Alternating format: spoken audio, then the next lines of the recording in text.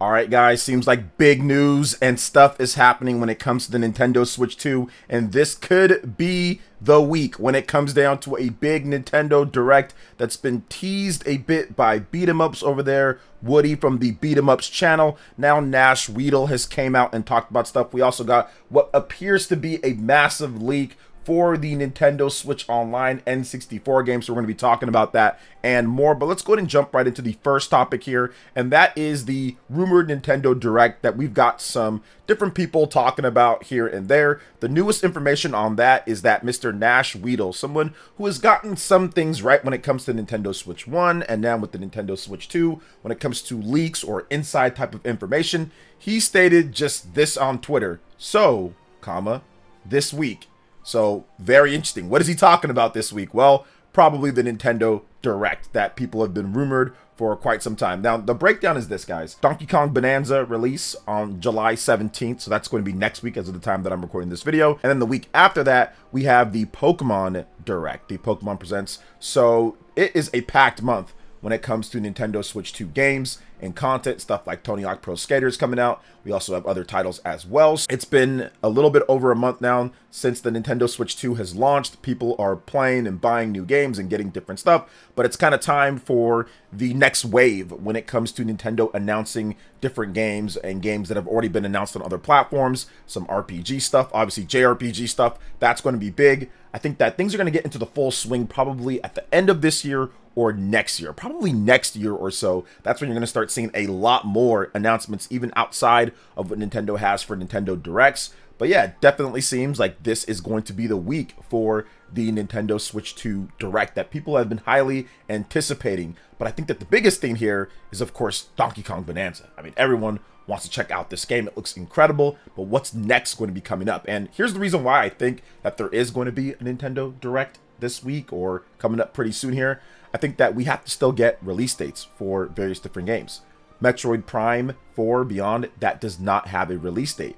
Kirby Air Riders, that does not have a release date as well. Splatoon Raiders, that was recently announced, that does not have a release date. So there are a number of games that don't have exact release dates when it comes to what Nintendo has already announced. We even have from Koei Tecmo, Hyrule Warriors Age of Imprisonment. That also doesn't have a release date, but all of those games are set for this year or probably going to be for this year in the Splatoon Raiders case. So I feel that there's definitely a Nintendo Direct coming up. They wouldn't wait all the way to the fall to announce the release dates for a lot of the games that are probably going to release like very soon right there at that point, or even before then, like might come out in like August or something like that. So that's the reason why I think that there will be a Nintendo Direct in this month. I think it needs to happen. Plus, I think that Nintendo wants to get some surprises out there when it comes to Metroid Prime. I think that Metroid Prime 2, Metroid Prime 3, get those games out, shadow drops or something like that, before Metroid Prime 4 gets the official release date, which it's probably going to be either August or September. It's going to be one of those 2 months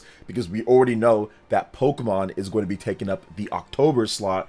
And I'm guessing that Kirby Air Riders is going to be November or December. Also, Hyrule Warriors Age of Imprisonment, that's probably also going to be November or December. So I'm guessing that Splatoon Raiders, in addition to Metroid Prime 4 Beyond, and could be very soon when it comes to a release date. But yeah, not many months left in the year, and Nintendo is rolling along when it comes to the Nintendo Switch 2 sales and everything. So I think that they're going to want to keep that going. So definitely expect to see a number of announcements when it comes to Nintendo Switch 2 ports, in addition to reveals and release dates when it comes to games that we already do know about. But what do you guys think overall when it comes down to this? Let me know in the comment section. But before we get into the next topic, please make sure you hit that subscribe button because we are going to be having a Donkey Kong Bonanza game giveaway. We're giving away multiple copies of the game. All you got to do is subscribe. More information will be revealed later before the launch of the game. So hit that subscribe button, hit that like button, and click that notification bell to get my vids as soon as they drop. Now let's go ahead and jump into the next topic here.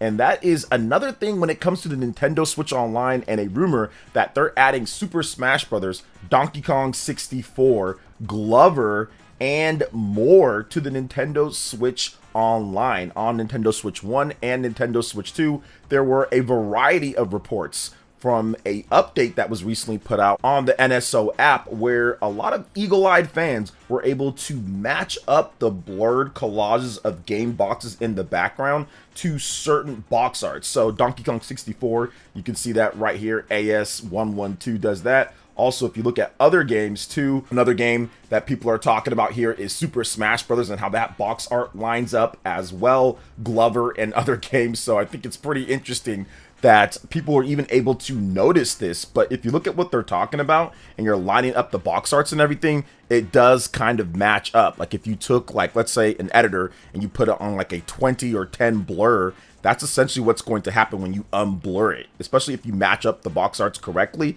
because it's done on a certain collage. Like you can look at other games on there and match those up, and they do match up with the games that they're talking about here. So that's very interesting. It seems kind of weird that Nintendo would do that, but that would be the type of Nintendo thing to do when it comes to like a leak or something happening. That is absolutely the type of thing that they could probably do when it comes to their game service. And look, we're due some N64 games, man. It's been a bit.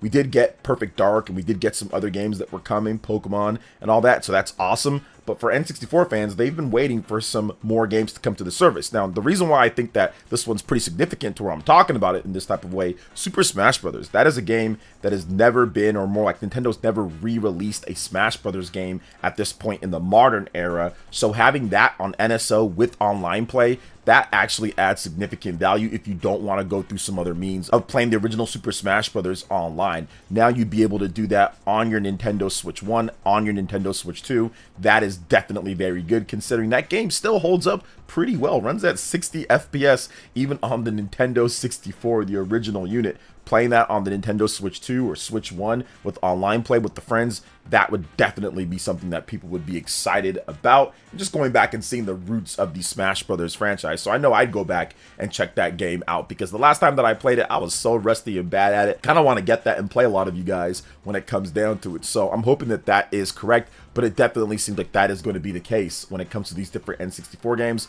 Donkey Kong 64 makes sense. Donkey Kong Bonanza coming out, already tons of NSO Donkey Kong games. You might as well have that one on there as well. So that absolutely makes sense too. So what do you guys think about this supposed NSO leak when it comes to various different N64 games apparently coming? Let me know in the comment section below. Next up, let's talk about the Nintendo Switch 2 eShop charts and kind of more of what I've been seeing when it comes to third-party games and when it comes to what's actually selling or not. And I'm going to have a separate video on this. I just wanted to make sure that I actually got back from some of my third-party sources that I do have, and also looked at some of the charts and give it a little bit more time instead of having a 2-week audit like the Game Business had and other YouTubers that were trying to say that the sales are so terrible and everything's so bad. So I looked at the eShop sales. We got the new eShop charts July 6, 2025. Obviously, Mario Kart World, that's going to be #1. We know Mario Kart World. It comes in the bundle, plus people are just going to buy it. It's Mario Kart, so yeah, that's obviously going to do great. But they did the top 15 here, and it's interesting to see kind of how things are sliding around overall. Because what I've actually deciphered and kind of what's been happening here is that the top of the top games that a lot of Nintendo fans feel are the best games with the best value and overall what they want to get after they're done with Mario Kart World, or after they're done like with their first few launch games that they've got, or backwards compatibility, those games are being picked up. The games that aren't necessarily up to that level are not being picked up, and that's essentially what's happening here. So if you go from the bottom to the top, you have Bravely Default number 15, Tony Hawk Pro Skater 3 and 4 Deluxe Edition, Fast Fusion, Hogwarts Legacy, Deltarune, Tony Hawk Pro Skater 3 and 4, The Legend of Zelda Breath of the Wild Upgrade Pack, The Legend of Zelda Breath of the Wild Nintendo Switch 2 Edition, The Legend of Zelda Tears of the Kingdom Switch 2 Edition, Street Fighter 6, Zelda Tears of the Kingdom Upgrade Pack, Split Fiction, Cyberpunk, Fantasy Life I, The Girl Who Steals Time, and Mario Kart World. So if you're looking at that right there, this is what I want to focus in on. Fantasy Life I, The Girl Who Steals Time, Cyberpunk 2077, Split Fiction, and even Street Fighter 6. These are the top of the line third-party games that are doing well on the system, that people feel are good value for what you're buying, are also really good rated games, and feel that these are the cream of the crop when it comes to third-party titles, along to get with the Nintendo Switch backwards compatibility or Nintendo Switch first-party titles, Tears of the Kingdom, Breath of the Wild, and Mario Kart 8. So when I hear people say that, oh, well, all the sales are flopping when it comes to third party, that's definitely not the case. As you see right here, Fantasy Life, Cyberpunk 2077, Split Fiction, Street Fighter 6, all of these games are doing well and outselling what we know is doing well with Zelda, Breath of the Wild, and Tears of the Kingdom re-releases and upgrade packs. Plus, we've got a bunch of other third-party games that are on the outside of those first-party games. From what I've been able to gather, and like I said, I'm still kind of checking on a few different things here, we've got good third-party games overall that are selling. The good ones are, and these are all some of the highest rated, best third-party games on the Nintendo Switch right now. Cyberpunk, Split Fiction, Street Fighter 6, Fantasy Life. So I see it as the best third-party games are selling, and the ones that people necessarily didn't think are so great or played it on other platforms or didn't offer quite a bit enough value overall when it comes down to it, those are the games that necessarily aren't doing as well. And I think that it's going to continue having better and better third-party sales as once we get more people that are buying into the system. And I think that's what you're going to see. More people that buy in, more people actually pick up third-party games and other titles to go along with their new system. So that's essentially what's happening right now as you analyze the Nintendo Switch eShop charts here in the US. But what do you guys think overall when it comes to what I had to say here? Let me know in the comment section. But now we're going to move on to the next topic here, and this is something that's definitely very good, and I kind of paired it with what I talked about with the Nintendo Switch 2 and how it could maybe surpass and do the impossible when it comes to beating out the Nintendo Switch 1. I think that the cinematic universe for Nintendo is going to be one of the key elements to help them get there. Here's what Mr. Shuntaro Furukawa had to say to investors about what Nintendo's going to be doing with their IP and movies. Quote, "We released the Super Mario Bros. Movie in theaters in April 2023 and are pleased to say that it has been received positively by many people around the world. Looking ahead, we plan to release a new animated film based on the world of Super Mario Bros. In April 2026 and a live-action movie of The Legend of Zelda in May 2027, under our strategy of expanding the number of people who have access to our Nintendo IP to continuously invigorate our core integrated hardware-software business. We have been working on initiatives beyond our dedicated video game platforms for several years. Visual content is one such area, and rather than simply licensing our IP to film production companies, we are taking a proactive approach where Nintendo itself is deeply involved in the production and makes investments as needed.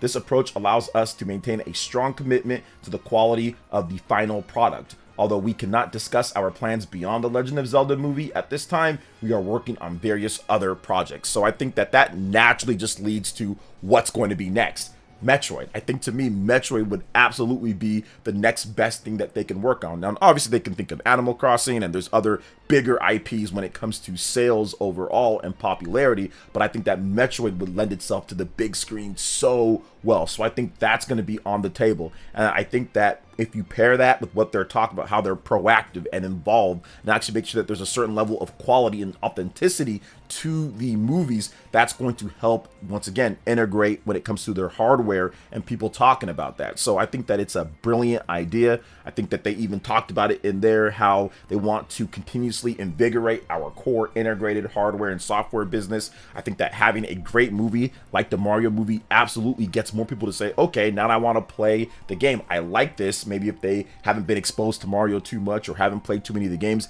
it keeps it on their mind and gets them wanting to interact with the IPs in other types of ways, whether it's through their other licensing that they have with merchandise or other things, or even with the video games. If Nintendo can actually bring about a good cinematic universe with Mario, Zelda, Metroid, Animal Crossing, and other types of IPs that they have, that can absolutely boost the profile of not only their games doing better, but also their hardware getting a significant bump as well. So I fully expect Nintendo to take advantage of this, and I think that it's going to be a very different type of game overall, because if you look at it, when they finished off with the Nintendo Switch 1, that was when they finally started to say, okay, we are going to do Super Nintendo World. We're going to do movies like the Mario movie. We're going to do all these different things. But now with the Nintendo Switch 2, it's already in full swing. It's already started. We already have Super Nintendo World. We already have a lot of these other initiatives. And I think that can help bolster the profile of what they're selling with the Nintendo Switch 2 and the games that are coming out as well. So I'm very excited to see what they do next. And it just seems like it'd be perfect. Metroid Prime 4 Beyond.